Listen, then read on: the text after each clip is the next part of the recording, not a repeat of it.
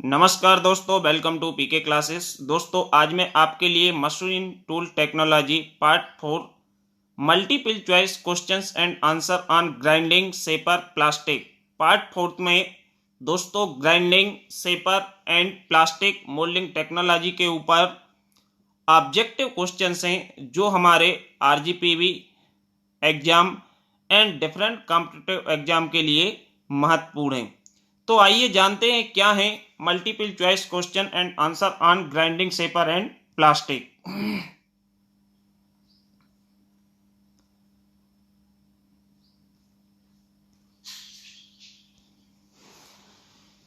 तो first question, which of the following is the natural abrasive. ये हमारे abrasive materials हैं। ग्राइंडिंग जो मशीन होती है, ग्राइंडिंग व्हील्स होती है, that manufactured by abrasive materials. तो एब्रेसिव में ये 4 नाम दिए हुए हैं। इसमें से aluminium oxide, silicon carbide, corundum, boron carbide.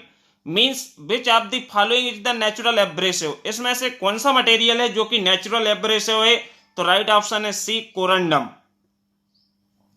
क्योंकि डायमंड, कोरंडम, एमरिक, क्वार्टेज ये हमारे नेचुरल एब्रेसिव होते हैं। Aluminium oxide, silicon carbide, boron ये हमारे आर्टिफिशियल एब्रेसिव मटेरियल कहलाते हैं। तो यहाँ पे कोरंडम है जो ये हमारा किस प्रकार का है? Natural abrasive. एक grinding wheel gets glaze due to. जो ग्राइंडिंग व्हील्स होती है ये ग्लेज्ड किसके कारण होती है? Wear of abrasive grain. जब हमारे एब्रेसिव ग्रेन्स ग्राइंडिंग व्हील को कंटिन्यू उपयोग करने पर क्या होते हैं? घिस जाते हैं, वियर आउट हो जाते हैं। तो इसको हम क्या बोलते हैं? Gets glazed. ऑप्शन बी इसका करेक्ट ऑप्शन है। Question number 3, the process of improving cutting action of grinding wheels is called. यदि हम ग्राइंडिंग व्हील की काटने की क्षमता को इंप्रूव करते हैं, काटने की क्षमता को बढ़ाते हैं, रीस्टोर करते हैं, तो इसको हम किस नाम से जानते हैं? Truing, facing, cutting, dressing. तो दोस्तों ये कहलाती है dressing of grinding wheel. Grinding wheel की ड्रेसिंग करना। ड्रेसिंग में हम क्या करते हैं? जो हमारे dull and worn out grains होते हैं उनको हम पुनः क्या कर लेते हैं? एक्सपोज कर लेते हैं। फिर से नुकीला मींस शार्प एज उसकी जनरेट कर लेते हैं पार्टिकल्स की। तो इसको हम क्या बोलते हैं? ड्रेसिंग। ऑप्शन ए इसका करेक्ट ऑप्शन है। Option A is the right option. Next question,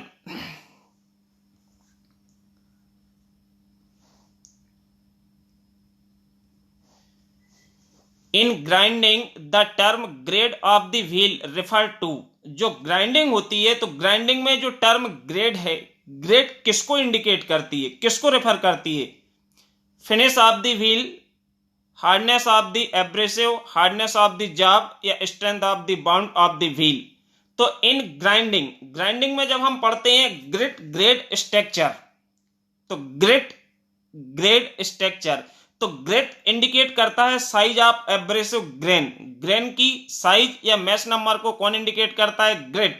grade indicate करता है hardness and strength of the bounds on grinding wheels. Grinding wheels जो हमारे बाउंडिंग एजेंट से ग्राइंडिंग व्हील्स में एब्रेसिव पार्टिकल्स बाउंड होते हैं उसकी स्ट्रेंथ और हार्डनेस को कौन ग्रेड रिप्रेजेंट करता है? तो यहां पे राइट ऑप्शन आपका क्या हो जाएगा?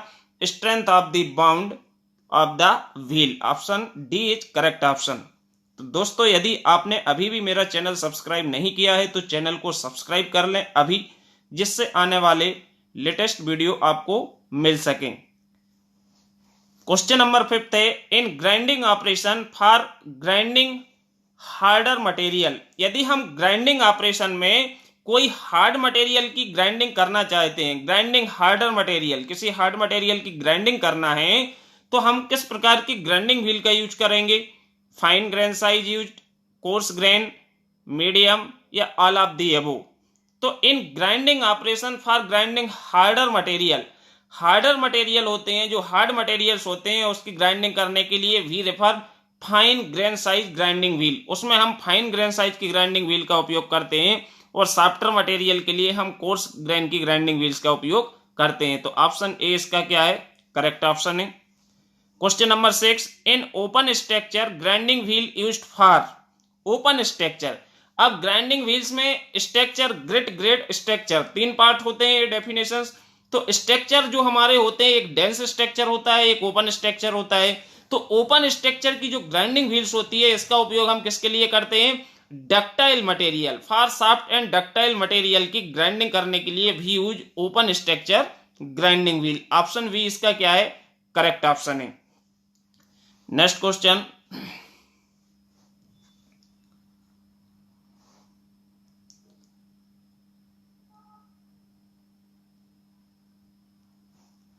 The regulating wheel in centreless grinding is.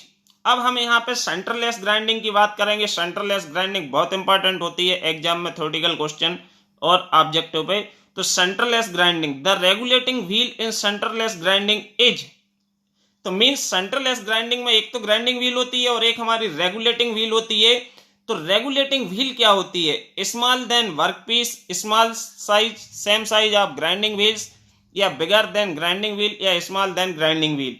तो रेगुलेटिंग जो व्हील होती है सेंटरलेस ग्राइंडिंग प्रोसेस में, वो क्या होती है? Small than grinding wheels. इसका राइट ऑप्शन जो है वो राइट ऑप्शन हमारा क्या है? D, small than grinding wheel. Grinding wheel से छोटी होती है कौन सी wheel? Regulating wheel. Lapping and honing are following type of machining process. Lapping and honing, ये भी हमारी दोनों किस्में इसी यूनिट के अंदर आती हैं। तो ये मशीनिंग प्रोसेस है low speed abrasive. Option A इसका, low speed abrasive. Which of the following process would remove least material. ये चार प्रोसेस के नाम दिए हैं, lapping, honing, grinding, super finishing. इनमें सबसे कम मात्रा में मटेरियल किस प्रोसेस में हटता है, किस में रिमूव होता है? तो ये सुपर फिनिशिंग। ऑप्शन सी इसका करेक्ट ऑप्शन है। सुपर फिनिशिंग जो प्रोसेस होती है, इसमें हम बहुत ही महीन, बहुत ही स्मॉल पार्टिकल्स के फॉर्म में मटेरियल्स को रिमूव करते हैं।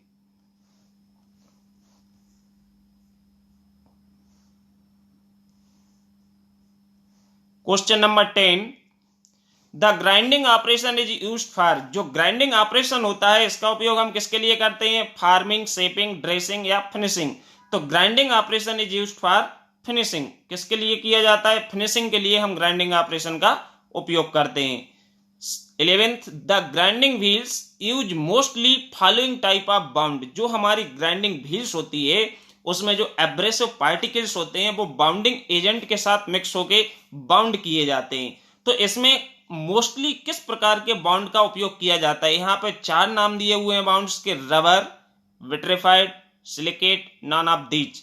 तो vitrified bound approximately 70% grinding wheel is manufactured by vitrified bound. तो इसका ऑप्शन क्या है? ऑप्शन बी करेक्ट ऑप्शन है। विच of the following is the artificial abrasive. इनमें से कौन सा आर्टिफिशियल है? डायमंड आप जानते हैं नेचुरल एब्रेसिव है, सबसे ज्यादा हार्डेस्ट भी होता है। एमरी भी नेचुरल है, कोरंडम भी नेचुरल है। तो सिलिकॉन कार्बाइड है जो यहाँ पे ये आर्टिफिशियल एब्रेसिव मटेरियल होता है, SiC।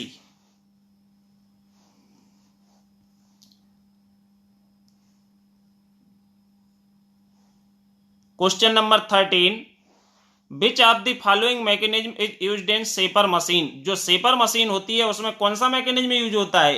Beam engine, pantograph, bars indicator, या crank and slotted lever quick return mechanism.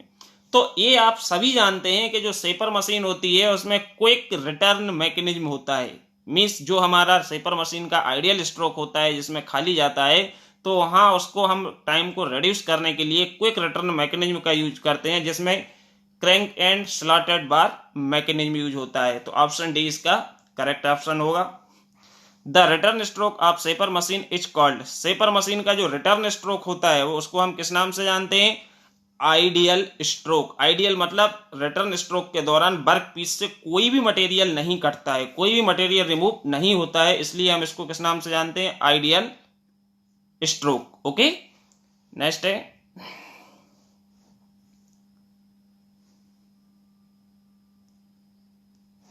In shaper machine dash dash tool used. जो शेपर मशीन होती है उसमें किस प्रकार का टूल लगा होता है? Single point, 2 point, multi point, या सभी। तो शेपर मशीन में हम कौन सा टूल उपयोग करते हैं? Single point cutting tool. Single point tool उपयोग होता है किसमें? शेपर मशीन में। विच movement of RAM is called stroke. Means जो शेपर मशीन होती है तो उसमें कौन से मूवमेंट को हम स्ट्रोक बोलते हैं? Only back, only forth, back and forth, none of the above. तो जो बैक एंड फोर्थ होता है इस मूवमेंट को हम क्या बोलते हैं? स्ट्रोक। ऑप्शन सी इसका करेक्ट ऑप्शन है, क्योंकि फॉरवर्ड बैकवर्ड, तो बैक एंड फोर्थ जो स्ट्रोक होता है रैम का, तो ये क्या कहलाता है? स्ट्रोक कहलाता है। The bottles from thermoplastic material are made by, जो प्लास्टिक मोल्डिंग टेक्नोलॉजी है, ये भी हमारी लास्ट यूनिट है मशीन टूल टेक्नोलॉजी सब्जेक्ट में। तो इसमें हमारे प्लास्टिक मोल्डिंग टेक्नोलॉजी में बॉटल है वो हमारी थर्मोप्लास्टिक मटेरियल में किससे बनाई जाती है? ये 4 प्रक्रियाएं दी हैं, प्रोसेस दी हैं, compression moulding, extrusion, injection, blow moulding. तो bottles are made by blow moulding. Option D इसका करेक्ट ऑप्शन है। ओके,